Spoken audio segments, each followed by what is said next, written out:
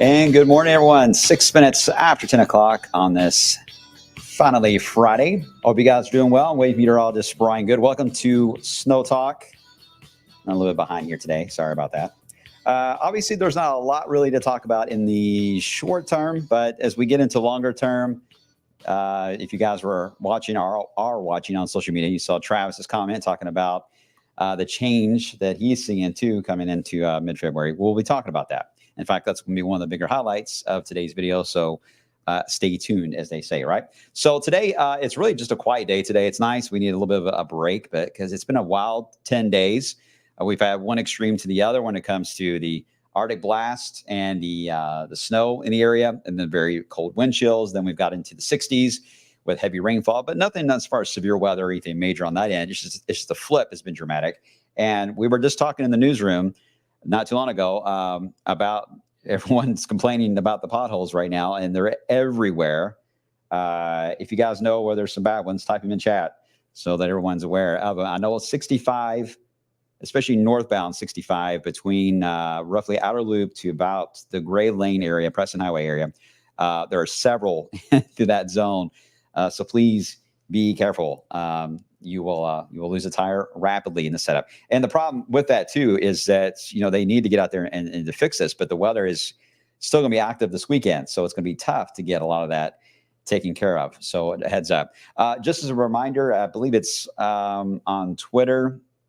You can tweet. I think it's Lou Metro 311. Do I have that right? All right, Carson's helping me out. I think that's what it is. I'm pretty sure it is. And for Indiana, I don't think there's a Twitter handle, but you call 855 NDOT and the number 4 and the letter U, NDOT4U. So anyway, so make sure you get those reported. And I think you can call 311 as well for Louisville to report them. But the more you guys do that, the more that everybody can get those taken care of. All right, so here we go. Let's start with our chances. Looking at snowboard, nothing really major here. We still got this brief mix or even a complete flip that could still happen late Saturday night into Sunday, and it's got its limits to it. So this one's not too exciting. And then I put a flurry east for next Tuesday. It's a very similar setup really to the weekend where temperatures aloft are marginal, but if we get into the darkness of night, maybe. Otherwise, the pattern for us is relatively tame compared to what other parts of the country will likely see. I'll have more on that coming up in just a second. Today, though, it's all about the clouds in the area. Now, we did see, in fact, if you look carefully, I believe that's a little patch of blue right there.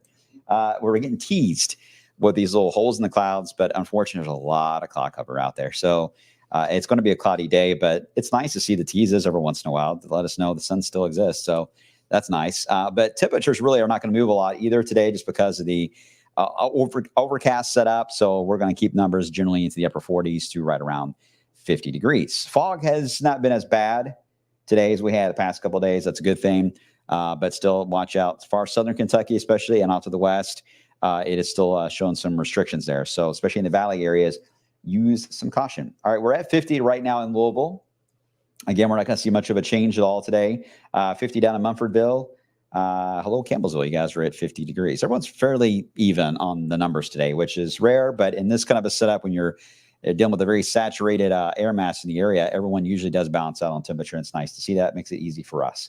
Okay, so radar is not showing the drizzle, but there are patches of it out there. It's not as widespread at all as what we had this morning. And much of the day indeed will be dry. That will change starting tomorrow. This lovely low pressure developing right there into the panhandles of Oklahoma and Texas is going to scoot on out to the east and then track very close to Louisville, actually, as we head into this upcoming weekend. If not in Louisville, just south of Louisville, somewhere across wave country, this low is passing right through our area. Now, normally this would be exciting, right? It's January. You got a low pressure coming out of Texas. You know what that means. If you grew up here, you know that's always excitement, right? But the problem is we just don't have the cold air. It's chilly, and it will be chilly this weekend. We just don't have it cold enough. All that cold Arctic air has retreated and gone way back to the north. So as we've been talking about, this system has got to perform and make its own as it moves on by, and it's got to be rate driven. It's got to be a decent rainfall that is happening to be able to pull that colder air down. So the modeling right now, at least on just the rain side of things, tomorrow morning, it's going to happen fast. The first wave will be. So if you are in southern Kentucky, you will be the first to see the rain tomorrow. If you're in Indiana, you'll be one of the last ones to see it. But everyone should get this first wave before we even have lunch for tomorrow. Now, here's the catch to the whole setup. As we get into the afternoon, there will be more rounds of rain, a chilly rain too, in the 40s, FYI. Nothing severe or anything like that. This is all just rain we're talking about, moderate to heavy times. But look what happens right there. Just like almost like an eye of a hurricane, there is going to be a dry punch. It's going to move into central Kentucky because it's right where the path of the low pressure is. Now, I don't know at the moment how widespread this dry slot is going to be. Some of the modeling likes it where it is now over many of our counties. Some like it a little more to the south. But I just want to mention that there is a chance Saturday evening that we could get a few hours where the rain actually just shuts off for a while and you have a nice little break there. So I can't guarantee it for all areas, but I do think some of you indeed will be in that dry slot for Saturday night. We'll continue to fine tune that as that low rolls on out from Texas. But we got to deal with the other side of the low pressure, right? So the backside of it then begins to move in. And this is where temperature matters and the rate. You see where the rain on the futurecast shows that darker green, and in some cases a yellow, indicating a moderate rain. When it does that, the model sees that and thinks to itself, basically, like, hey, wait a minute. Now that we got a heavier rain and temperatures are cold enough and below freezing above our head, then that means the snowflake that is generated can actually survive and get down to the ground level so we can see it all. Now, the ground temps are likely going to stay above freezing, but it only matters enough for the snowflake to survive so you can be able to see it. But it's going to only be in the areas where you have that rate that is certainly a little bit higher. Right now, Indiana, right across southern Indiana, stands the best potential to see that chance for that to happen. If you're in Louisville, it's not a zero chance. And if you're in central Kentucky, I think it's rather slim. You're going to see it. Still think Indianapolis and Western Ohio has a better chance to see this event happen. And it's going to be minor because it's moving fast. Temperatures are marginal. I have seen thumpings of snow like this, though, accumulate. You can get a quick half-inch of snow on grassy areas, and the cars cover everything up. But you actually will hear, in some cases, your gutters running because the snow is melting immediately on the roof. And in some cases, too, the snowflakes are so heavy and wet because they're just borderline being able to survive. You can actually hear the clumps hitting the ground. It's those big, giant snowflakes, and sometimes they all clump together and you end up with snowballs that are falling out of the sky. It's that kind of a snow.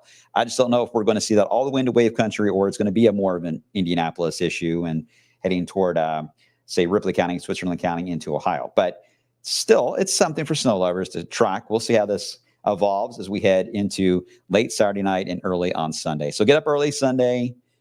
We'll let you know. Tawana will be here on sunrise, so she'll point out if there's any sign of this happening as we evolve through the early morning hours of Sunday. But again, if you don't see it happen, it will be a memory, and no one's going to believe you. No one's going to believe you. You got to take photos because you're going to tell them it's going to snow, and they have snow and snowballs outside, and they're going to look outside and see nothing but a wet ground. And like, you're lying to me. So make sure you get evidence. Okay, so after this moves on by, we will likely deal with at least some drizzle In fact, I think the rain-snow mix during the day on Sunday will go back to drizzle. I don't think it's going to be able to maintain enough of a rate to keep it as a snowflake. So overall, we're looking at a drizzle scenario for the rest of Sunday. So it will be a chilly day and windy, by the way, on Sunday as well. So there will be a wind chill. But Saturday afternoon, if I had to pick a point of the entire weekend that will feature the heaviest, the most widespread part of the rain, it's Saturday afternoon that will feature that. So plan accordingly. Okay, once we get beyond this event, the forecast gets quite complex. All right, we got one low pressure that's diving down, straight down actually from the Great Lakes into the Ohio Valley, but it really has nowhere to go. Once it gets here, it just gets lost, becomes mainly a cutoff low.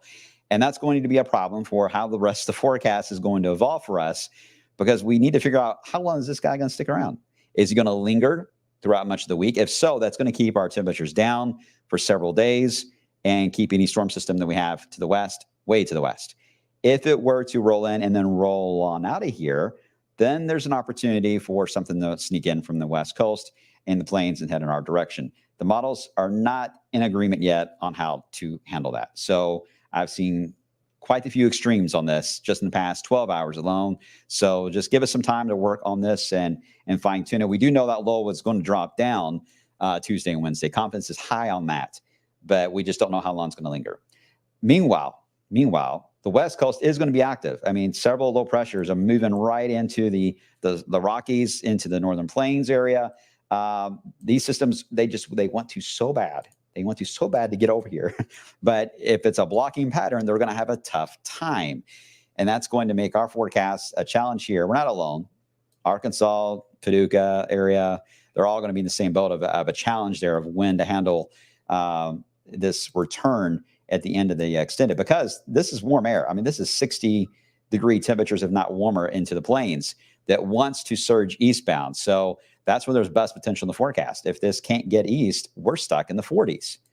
Well, 40s versus, say 62, 63, that's a big difference, right? Big difference in the outlook. So that's the reason why the confidence in the extended toward Groundhog Day and that following weekend is a bit low.